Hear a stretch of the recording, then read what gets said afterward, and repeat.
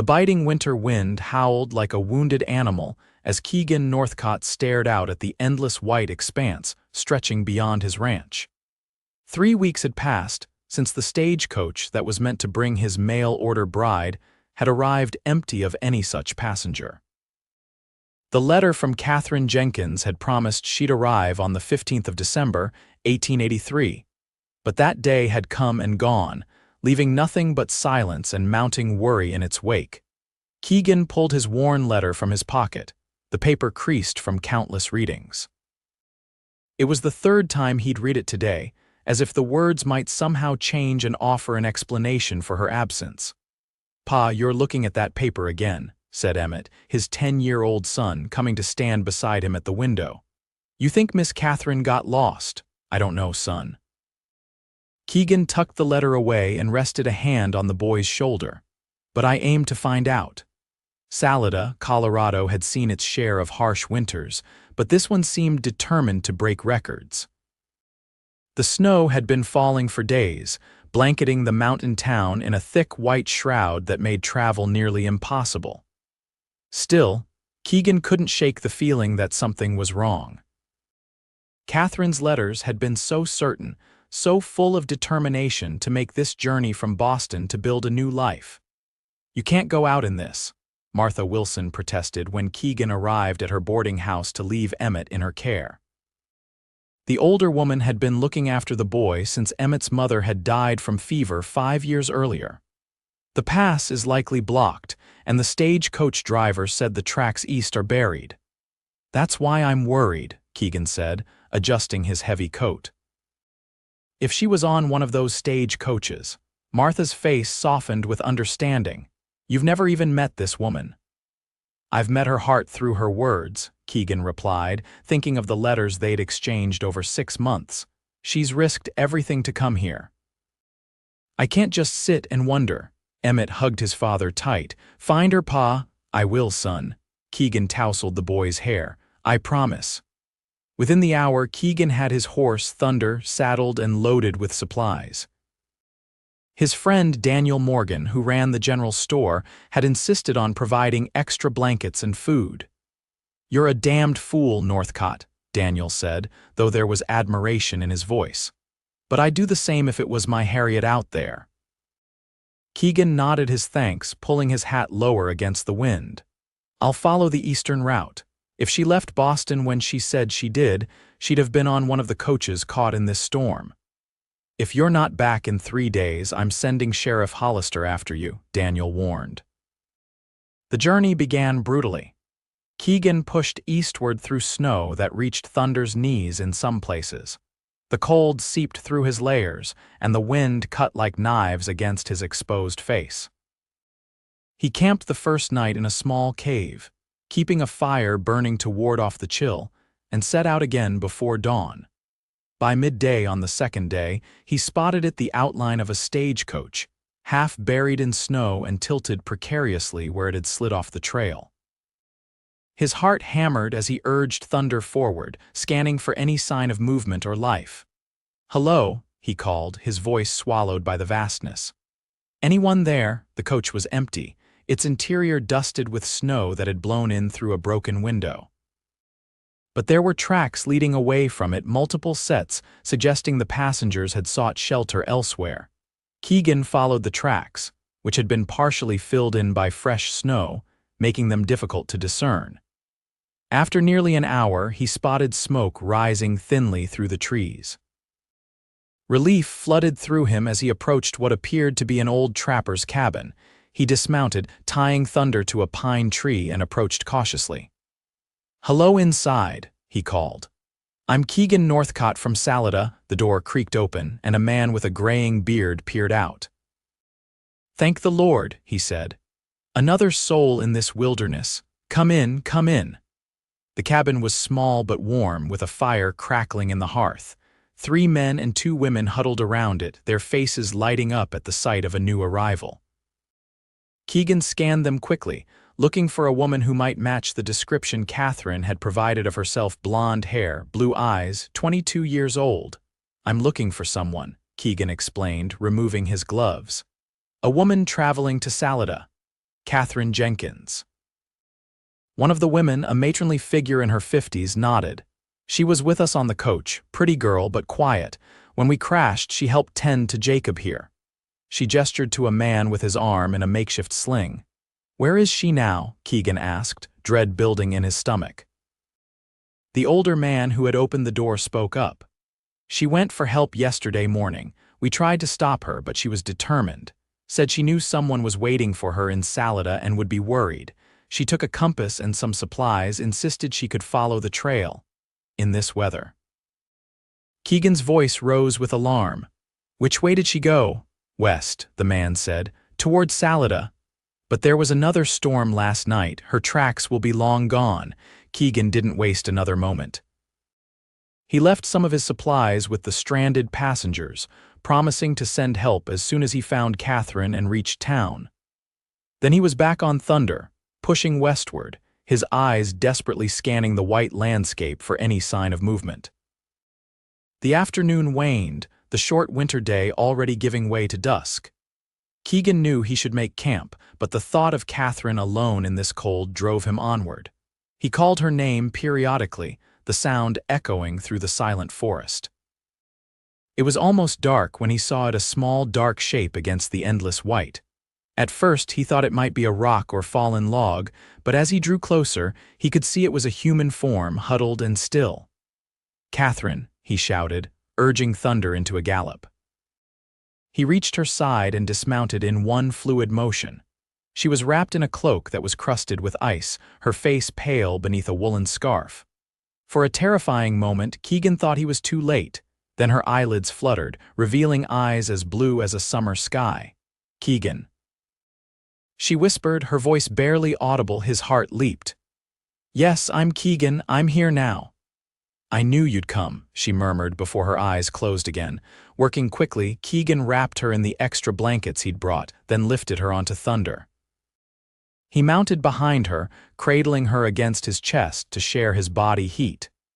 There was no possibility of reaching Salida before night fell completely, so he began searching for shelter. Fortune favored them. Less than a mile further, Keegan found an abandoned line shack used by cattlemen during summer grazing. It was basic but would provide walls against the wind and a place to build a fire. Inside, he laid Catherine gently on a rough wooden bunk and set about starting a fire in the small stove. Once flames were licking at the kindling, he turned his attention back to her. Her clothes were damp from melted snow, and he knew she needed to get warm and dry quickly. "Catherine," he said, gently shaking her shoulder. "Catherine, I need you to wake up." Her eyes opened slowly, confusion evident. "Where am I?" "Safe," he assured her. "I'm Keegan Northcot. I've been waiting for you in Salida." Recognition dawned in her eyes, followed by embarrassment. "I'm so sorry I'm late," she whispered, and despite everything, a laugh escaped him. "That doesn't matter now," he said. "What matters is getting you warm. Your clothes are wet. There are dry things in my pack, and I'll step outside while you change." "No," fear flashed across her face. "Don't leave me alone. Just turn around, please."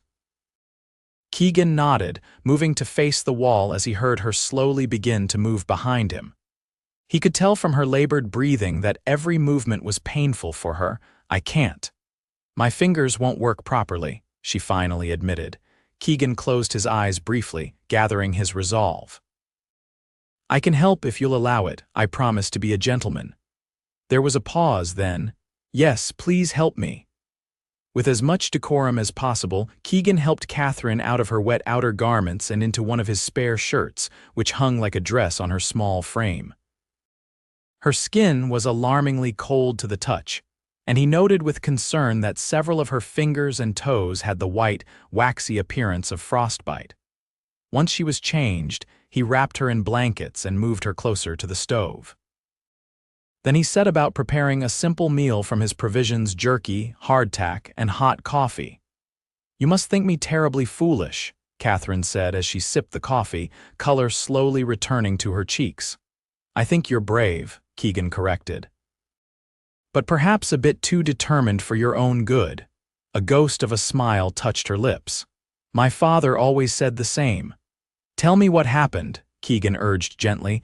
Catherine's story unfolded between sips of coffee. She had left Boston as planned, traveling by train as far as the tracks would take her, then transferring to the stagecoach for the final leg to Salida. The snow had begun 2 days into the coach journey, becoming a full blizzard by the 3rd day. When the coach had slid off the trail and broken an axle, the passengers had found temporary shelter in the trapper's cabin. "But I couldn't stop thinking about you waiting, not knowing what had happened to me," she explained. "I thought I could make it to Salida on foot." The driver said it was less than 20 miles. "In good weather, maybe," Keegan said. "In this," he shook his head. "I realize that now," Catherine admitted. "I walked until I couldn't feel my feet anymore, then I tried to find shelter, but everything looked the same, just endless white." Her voice faltered. "I thought I was going to die out there." Keegan moved to sit beside her on the bunk, careful to maintain a respectful distance. "I'm sorry I didn't come sooner. How did you find me?" she asked. "I followed my heart," he said simply, then, embarrassed by the sentimentality of his words, added, "and tracked the stagecoach route." Catherine studied him, taking in his weathered face and earnest brown eyes. "You're exactly as I imagined from your letters." "As are you," Keegan replied, though in truth, she was more beautiful than he had dared to picture, even with her hair matted and her face pale from cold. They talked through the evening, the conversation flowing easily despite their strange circumstances and new acquaintance. Catherine spoke of her life in Boston as a seamstress, the death of her parents from influenza that had left her alone in the world, and her decision to answer Keegan's advertisement for a bride. Keegan, in turn, shared stories of his ranch of Emmett and of his hopes for their future together should she still want that after her ordeal. "I've come too far to turn back now," Catherine said with determination. "Unless." Uncertainty clouded her face. "Unless you're disappointed." "Disappointed?" Keegan was genuinely surprised. "How could I be?" Catherine gestured to herself. "I'm hardly the vision of loveliness at the moment." Keegan's laugh was warm and genuine. "I didn't advertise for a vision. I advertised for a partner, a mother for my son, someone to share my life with. Your letters showed me your heart, Catherine. That's what I fell in love with." The word love hung in the air between them, perhaps spoken too soon, but Keegan couldn't bring himself to regret it. There was something about this woman, her courage, her determination, the way she had risked everything for the promise of a new beginning that had captured his heart long before he laid eyes on her. Catherine's cheeks flushed, and this time it wasn't from the fire. "I think I could love Salida," she said softly, "and Emmett, and perhaps even a certain rancher who rides out in blizzards to rescue stranded women." Keegan smiled, feeling a warmth that had nothing to do with the stove. "We'll head to town as soon as it's light. Emmett is eager to meet you." That night, they slept on opposite sides of the small cabin, but Keegan found himself acutely aware of Catherine's presence, her soft breathing a counterpoint to the howling wind outside. He had ridden out to find his missing bride, but he was beginning to suspect he had found something far more precious, a woman of remarkable spirit who might truly become not just a wife in name, but a partner in every sense. Morning brought clearer skies, though the snow remained deep. Catherine's condition had improved with warmth and rest, though several of her fingers and toes would need proper medical attention in town.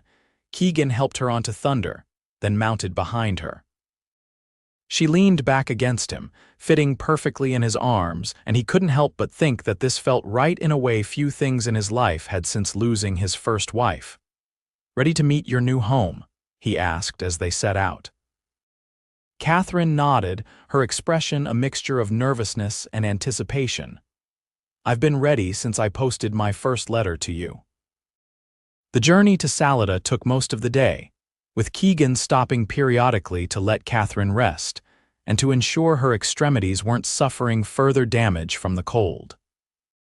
They spoke of practical matters, the size of his ranch, the work it required, the adjustments she would need to make coming from city life. "It won't be easy," Keegan warned. "Ranch life is demanding, especially in winter." "I'm not afraid of hard work," Catherine replied, "and I'm a quick learner." The sun was beginning to set when they finally crested the hill overlooking Salida. The small town looked like a painting, with smoke rising from chimneys and warm light glowing from windows against the snowy backdrop. "It's beautiful," Catherine breathed. "Welcome home," Keegan said, guiding Thunder down the slope toward town. Word of their approach spread quickly. By the time they reached the main street, a small crowd had gathered, including Daniel Morgan, Sheriff Hollister, and Martha Wilson with Emmett bouncing excitedly at her side. "Pa!" Emmett shouted, running forward as Keegan dismounted and then carefully helped Catherine down.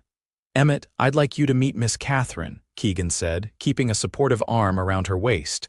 The boy stopped, suddenly shy, but his curiosity won out. "Are you going to be my new ma?" Catherine knelt, despite her discomfort, to meet him at eye level. "I hope we can be friends first. Would that be all right with you?" Emmett nodded solemnly. "Pa says you got lost in the snow."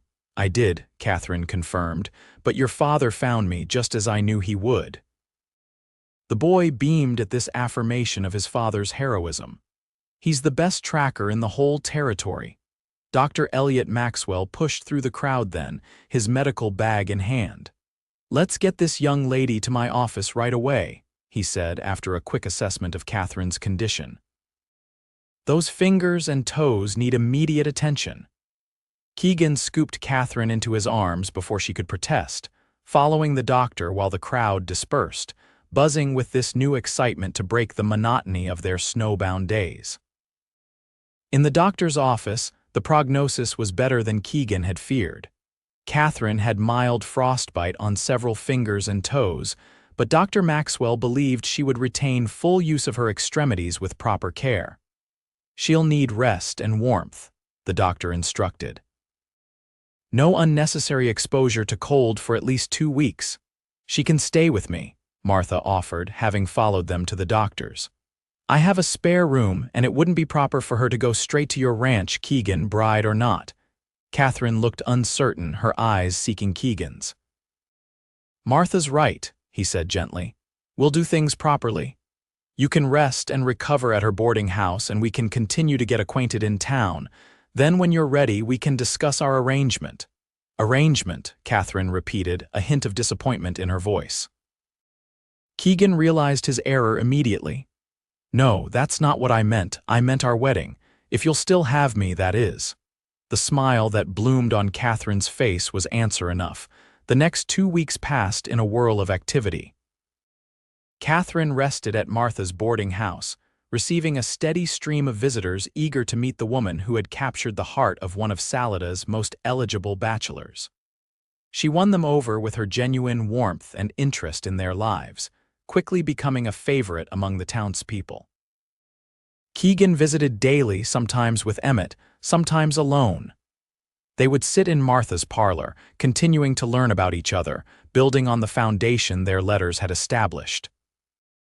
Keegan found himself increasingly drawn to Catherine's quick mind and gentle humor, the way she listened intently when he spoke, and her kindness toward Emmett, who was rapidly falling under her spell. For her part, Catherine was discovering that the real Keegan Northcot exceeded the man she had imagined from his letters. He was thoughtful and considerate, strong without being overbearing, and possessed a quiet intelligence that revealed itself in their conversations about books, politics, and the future of the West. "You miss Boston?"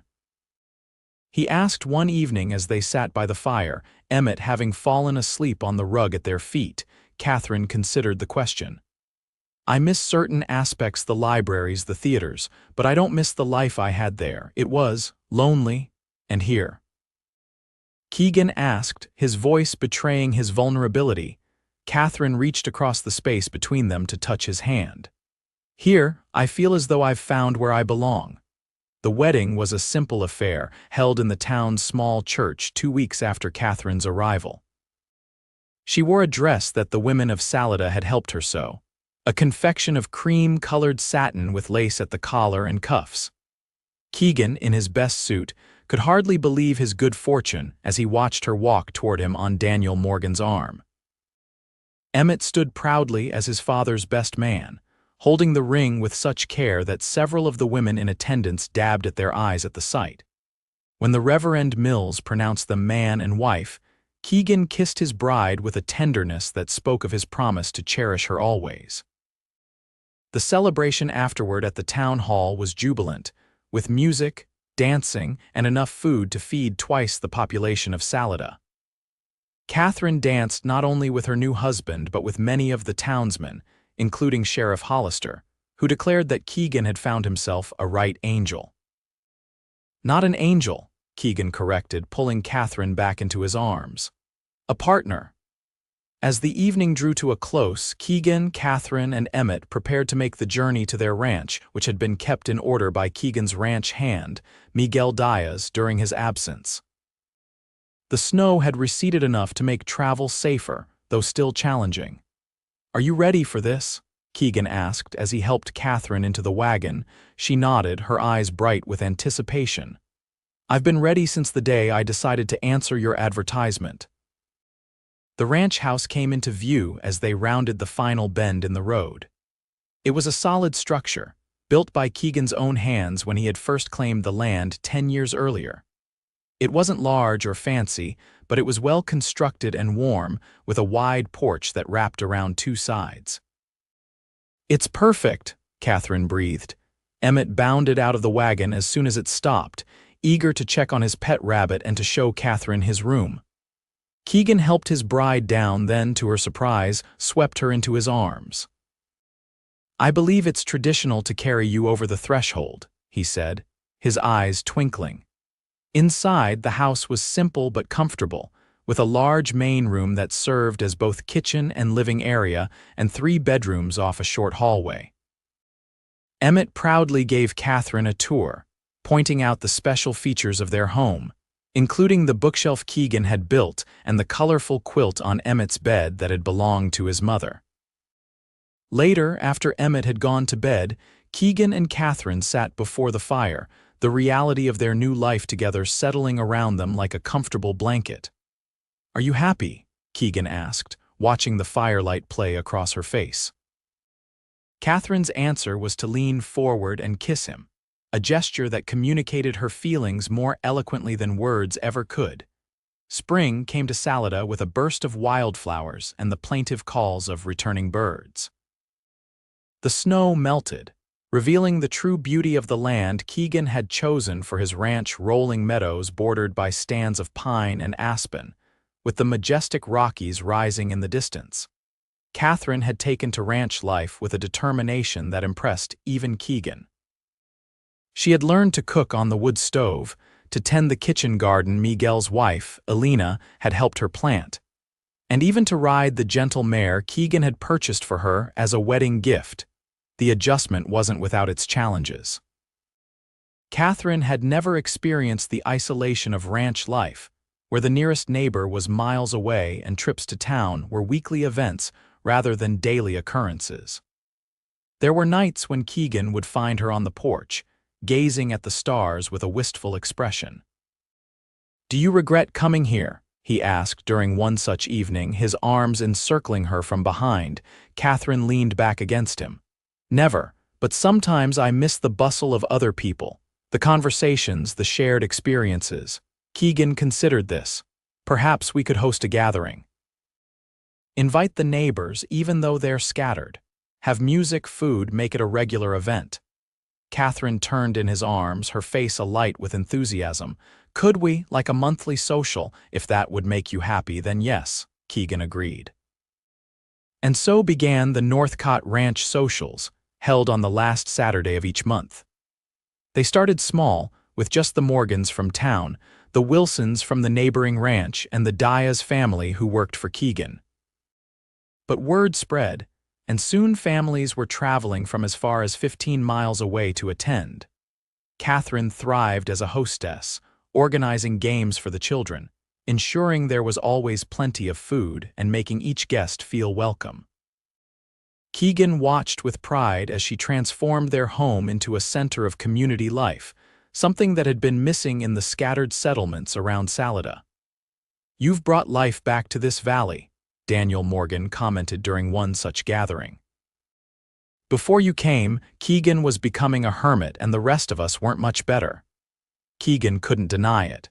Since losing his first wife, he had withdrawn into himself, focusing solely on raising Emmett and maintaining the ranch.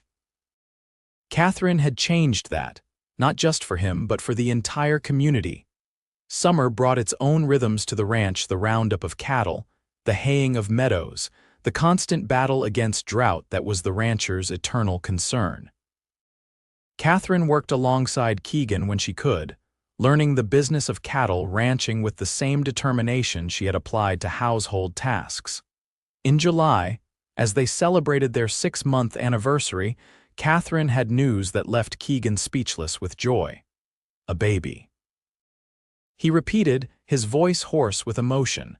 Catherine nodded, her hands pressed against her still flat abdomen. Dr. Maxwell confirmed it yesterday when we were in town. He thinks it will be a winter baby, perhaps January. Keegan gathered her in his arms, overwhelmed by the blessing that had come into his life. Emmett will be thrilled to be a big brother. And you? Catherine asked, searching his face. Are you pleased? Pleased doesn't begin to describe it, Keegan said, kissing her with a passion that left no doubt of his happiness. Emmett indeed was ecstatic at the news, immediately beginning a list of names for his future sibling and peppering Catherine with questions about babies that had her alternately laughing and blushing. As Catherine's pregnancy progressed, Keegan found himself increasingly protective, insisting on hiring a young woman from town, Sarah Cooper, to help with the household chores and to keep Catherine company when he was working the far reaches of the ranch. I'm not an invalid, Catherine protested when he first suggested it. Women have been having babies since the beginning of time, many of them while working fields or tending other children.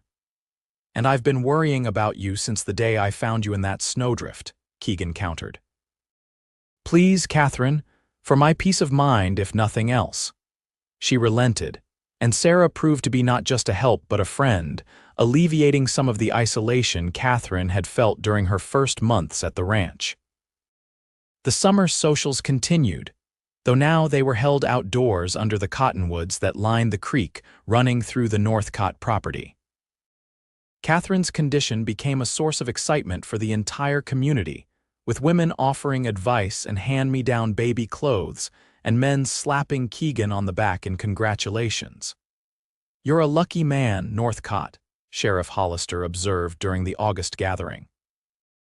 To think if that stagecoach hadn't been delayed if you hadn't ridden out to find her. I try not to think about that, Keegan admitted. The thought of her alone in that snow. The sheriff nodded in understanding. Some things are meant to be, I suppose. Like you two finding each other despite everything. As autumn painted the aspen groves gold and crimson, Catherine's body rounded with the growing child. Keegan found her more beautiful than ever, her face glowing with an inner light that captivated him.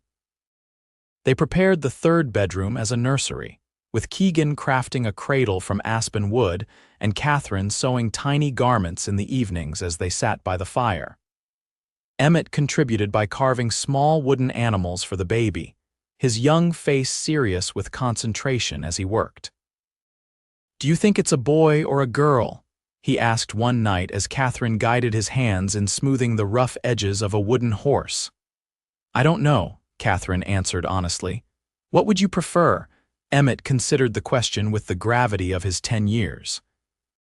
A brother would be fun for playing and fishing, but a sister might be nice too, someone to take care of. Catherine hugged him, touched by his thoughtfulness. You'll be a wonderful big brother either way. As winter approached, Keegan became increasingly anxious about Catherine's condition and the isolation of their ranch. The previous winter's blizzards were fresh in his mind, and the thought of Catherine needing medical attention during a storm filled him with dread.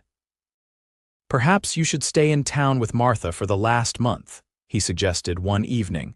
Catherine shook her head firmly. My place is here with you and Emmett.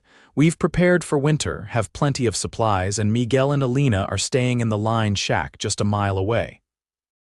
I won't leave our home. Keegan knew better than to argue when Catherine had that particular tone in her voice. Instead, he focused on ensuring the ranch was as prepared as possible, extra firewood stacked on the porch, the root cellar filled with preserved vegetables, and a sleigh ready for emergency travel to town if needed. December arrived with surprising mildness, as if nature was apologizing for the previous year's harshness. The snow was light, the temperatures moderate, and travel to town remained possible. Catherine continued to host the monthly social, though now it was held indoors, with the ranch house filled to bursting with neighbors, music, and laughter. Christmas was a special celebration, with Emmett beside himself with excitement over both the holiday and the imminent arrival of his sibling. Keegan and Catherine had exchanged gifts privately the night before a new hunting rifle for him, crafted by the blacksmith in Salida. And for her, a silver locket containing a tiny portrait of Emmett that Keegan had commissioned from a traveling photographer. "It's perfect," Catherine said, tears in her eyes as she opened it. "And when the baby comes, we can add another portrait to the other side." "I have something else for you," Keegan said, reaching into his pocket. He pulled out a small pouch and poured its contents into her palm, a simple gold ring set with a small sapphire. "I know we're already married, but you never had a proper engagement ring. The stone reminded me of your eyes." Catherine was speechless, holding the ring as if it were the most precious thing she had ever seen. "It's beautiful," she finally whispered. "But how? When?" "I've been saving since before you arrived," Keegan admitted. "I wanted to give you something special, something that was just for you, not for your role as wife or mother." Catherine slipped the ring onto her finger, where it nestled alongside her plain gold wedding band. "I love you, Keegan Northcot," she said, her voice full of emotion. "More than I ever thought possible." "And I love you," he replied, drawing her as close as her rounded belly would allow. "Every day more than the day before." New Year's Day, 1884, dawned bright and clear, with sunlight sparkling off the snow-covered landscape. Catherine had been restless throughout the night, and by morning it was clear that the baby was on its way. Keegan sent Emmett to fetch Alina from the line shack while he helped Catherine prepare for the birth. They had planned for this moment, with clean linens ready and hot water heating on the stove.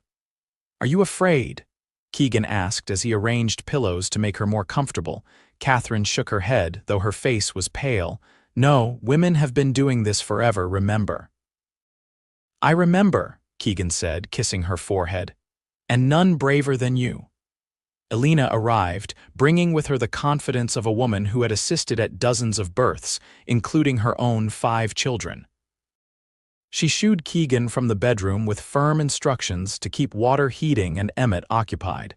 The hours passed with agonizing slowness for Keegan. He paced the main room, checking periodically on the water, answering Emmett's increasingly anxious questions as best he could. From the bedroom, he could hear Catherine's occasional cries, muffled as if she were trying to spare him worry. It was mid-afternoon when Alina emerged, her face wreathed in smiles. "Congratulations, Senor Keegan, you have a son."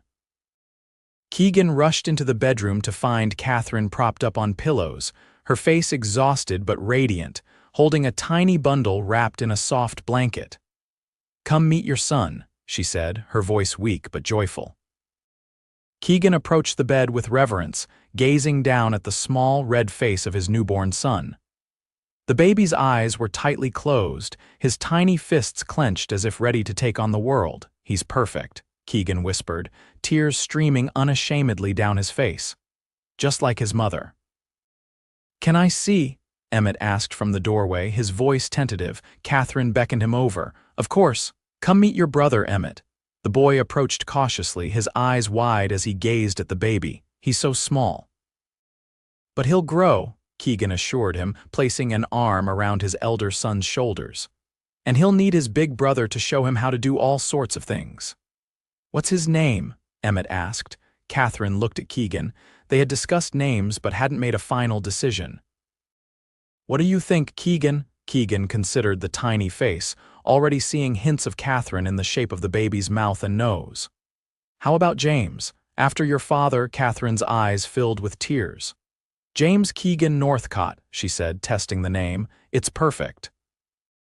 That evening, as darkness fell over the ranch, Keegan sat beside Catherine's bed, holding young James while she rested. Emmett had finally been persuaded to go to sleep, though only after extracting a promise that he could hold the baby first thing in the morning. A year ago, I was alone in this house with Emmett, wondering if I had made a mistake in advertising for a bride, Keegan said softly. And now look at us. Catherine opened her eyes, smiling tiredly. It's strange to think that if that stagecoach hadn't been caught in the snow, if you hadn't ridden out to find me, we might have missed each other entirely. I would have found you somehow, Keegan said with certainty. Some things are meant to be. The winter passed in a blur of sleepless nights and joyful days as the Northcot family adjusted to its newest member. James proved to be a good-natured baby, with a hearty appetite and a smile that emerged early and often. Emmett took his role as big brother seriously, reading stories to James and solemnly explaining the workings of the ranch to the infant, who gazed at him with rapt attention. Spring arrived with a burst of new life that seemed fitting for their expanded family. Catherine planted an even larger garden, with Emmett helping to tend it while she cared for James. Keegan focused on the ranch, expanding their herd and making improvements to the property that would secure their future. On the anniversary of the day Keegan had found Catherine in the snow, they rode together to the lined shack where they had spent that first night. James was securely bundled in a carrier on Catherine's back, and Emmett rode alongside on his pony, proud to be included in this special outing. It looks smaller than I remember, Catherine commented as they approached the shack. Everything was covered in snow then, Keegan reminded her, and you were half frozen. They dismounted, and Keegan helped Catherine and James down from her horse. The shack was still used occasionally by ranch hands, so it was maintained and clean inside. Keegan built a small fire in the stove, not because they were cold the April day was mild, but because it seemed right to echo that first night. I was so scared, Catherine admitted as they sat together on a bench outside, watching Emmett explore the nearby stream. Not just of dying in the snow, but of meeting you, of whether you would like me, of whether I could be what you needed. Keegan took her hand, running his thumb over the sapphire ring. And I was terrified that you wouldn't want this life once you experienced it, that the reality of a rancher's widow with a young son would be less appealing than the idea of it. We were both worried over nothing, Catherine said, adjusting James as he stirred against her chest. Though I still can't believe you rode out in that blizzard to find me. I'd do it again in a heartbeat, Keegan said simply. That ride brought me to you, and you brought everything good into my life. As the sun began to set, casting long shadows across the meadow, Keegan thought about the journey that had brought them to this moment, a desperate advertisement, letters exchanged across half a continent, a delayed stagecoach, a perilous rescue, and finally, a family built on love and determination. We should head back, he said reluctantly. It'll be dark soon. Catherine nodded, but her eyes were dreamy. Let's do this every year, she suggested. Come back here to remember where our story really began. I'd like that, Keegan agreed, helping her to her feet. Though our story is just beginning, Catherine, we have a lifetime of chapters ahead. As they mounted their horses for the ride home, with Emmett chattering excitedly about the fish he had seen and James sleeping contentedly against his mother's chest, Keegan felt a profound sense of gratitude. The mail-order bride who never came had instead become the wife he had found, the mother of his children and the heart of his home. And as they rode toward the ranch, silhouetted against the setting sun, Keegan knew with absolute certainty that no matter what challenges lay ahead, they would face them together, the rancher and the woman he had found stranded in the snow, bound not by a contract or arrangement, but by the deepest love either had ever known. 5 years passed, bringing changes to the Northcot ranch and family. The cattle operation had prospered under Keegan's careful management, allowing them to add 2 more bedrooms to the house and hire additional ranch hands. Catherine's monthly socials had evolved into a community tradition, sometimes drawing folks from as far as Denver who had heard about the warm hospitality of the Northcot Ranch. James had grown into an active 5-year-old with his mother's blue eyes and his father's determined chin. He followed Emmett everywhere, idolizing his older brother who was now 15 and already showing promise as a skilled rancher in his own right.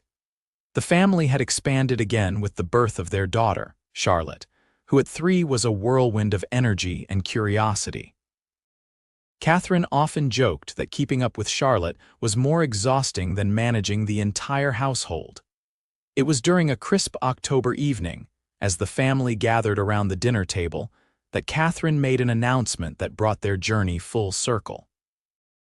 "I received a letter today," she said, her eyes twinkling with excitement, "from a young woman in Philadelphia.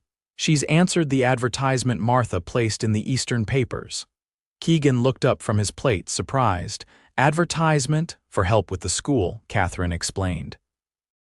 "Remember, we discussed finding a qualified teacher to assist with the children's education." The community school had been Catherine's project for the past 2 years. What had started as informal lessons for the ranch children had grown into a proper school, housed in a small building Keegan and the neighboring ranchers had constructed near the crossroads. Catherine taught 3 days a week, sharing duties with 2 other women from nearby ranches. "Ah, yes," Keegan nodded. "And this woman is interested. Her name is Rebecca Armstrong. She's 24, educated at a women's college in Boston and seeking adventure in the West." Catherine's eyes danced with amusement. "Sounds familiar, doesn't it?" Keegan smiled, understanding the parallel. "Is she coming then?"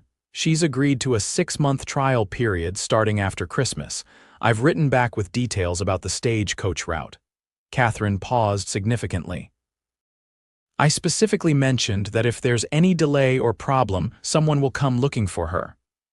"I volunteer," Emmett said immediately, causing the adults to laugh.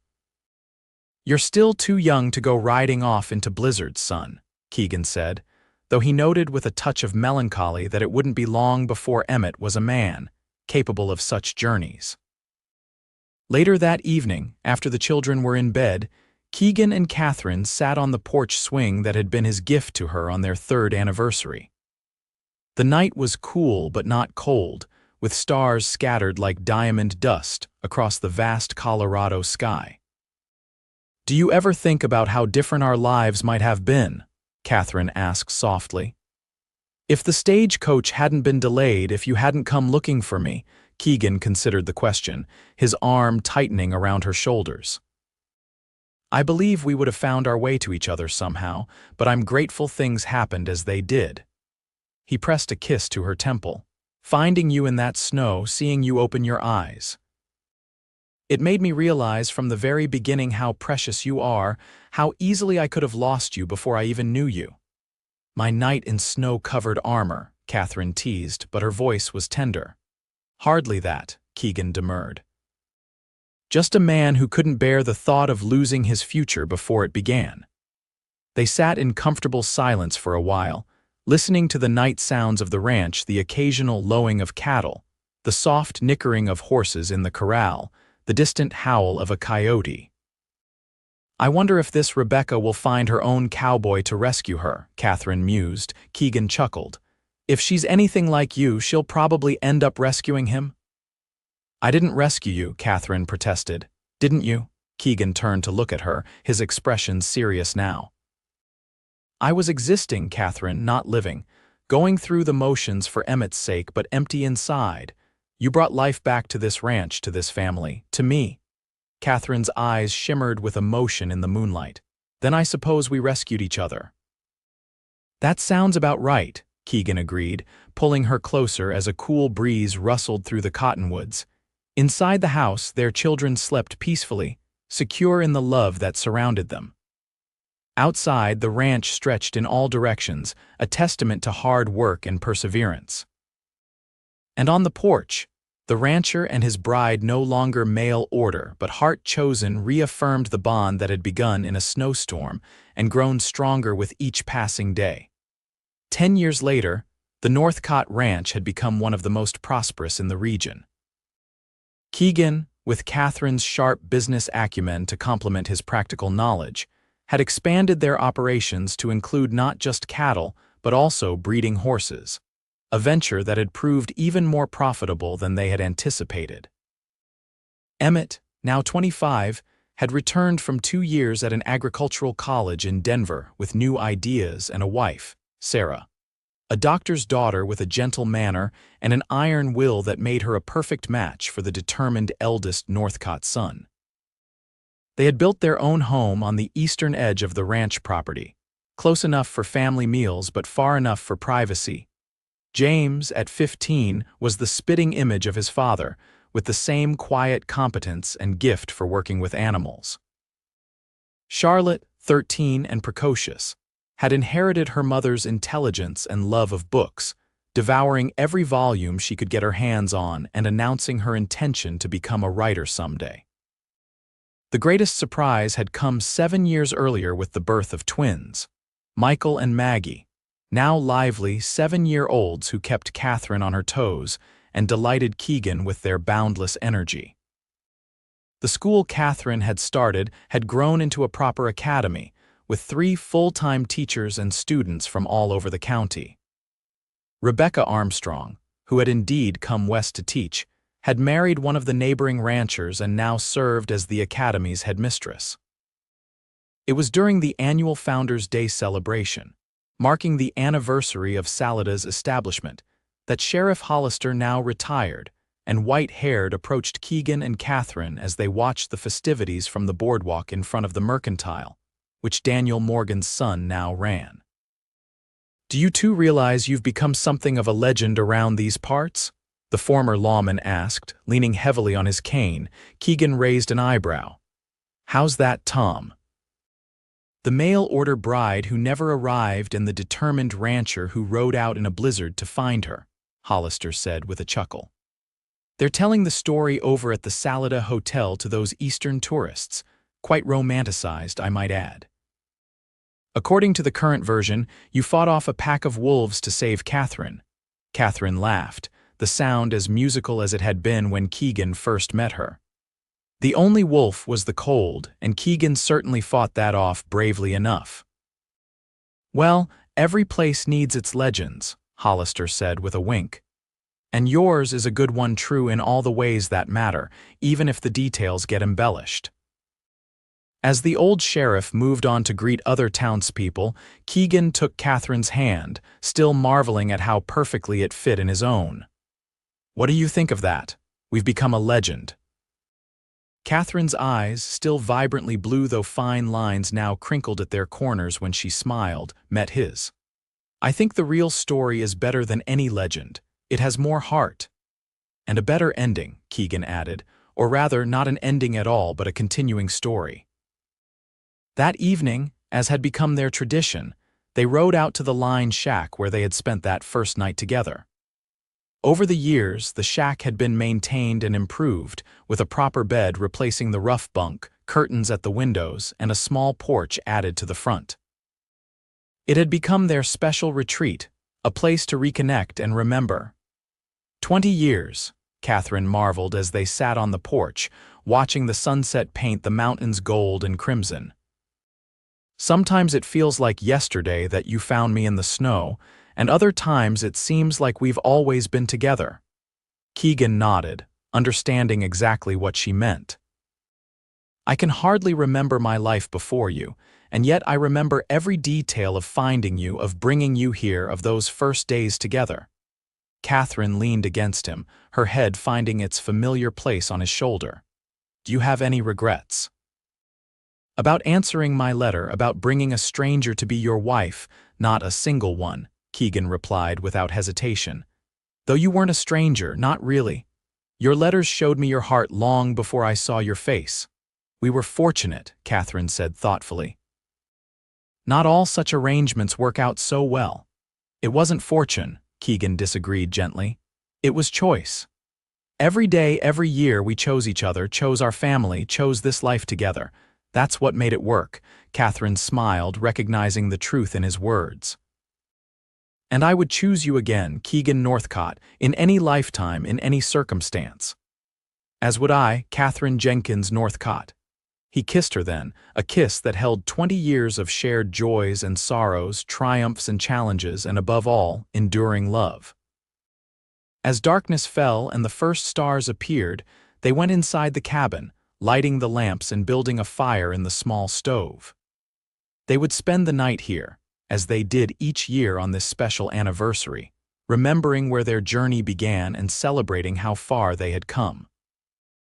In the morning, they would return to the main ranch house where their children and now grandchildren, thanks to Emmett and Sarah, would be waiting. There would be chores to do, decisions to make, the everyday business of running a successful ranch and raising a family. But for tonight, it was just the two of them, the rancher and his bride. No longer mail order but heart chosen. Their story not a legend but a testament to the power of love to triumph over distance, circumstance, and even the fiercest winter storm. As Keegan pulled Catherine into his arms beside the fire, he remembered the desperate hope that had driven him to ride out in search of the woman, whose letters had captured his heart. He had found her then, half frozen but fighting, and in the years since, they had built a life together that exceeded his wildest dreams.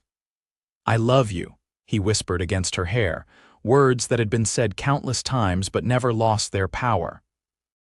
"And I love you," she replied, the promise as fresh as it had been when first spoken in this very cabin a lifetime ago. Outside, the Colorado night wrapped around the small cabin, stars wheeling overhead in their eternal dance. Inside, the rancher and his bride, found in a snowstorm but chosen for a lifetime, held each other close, their love a beacon that had guided them through 20 years and would light their way for all the years to come.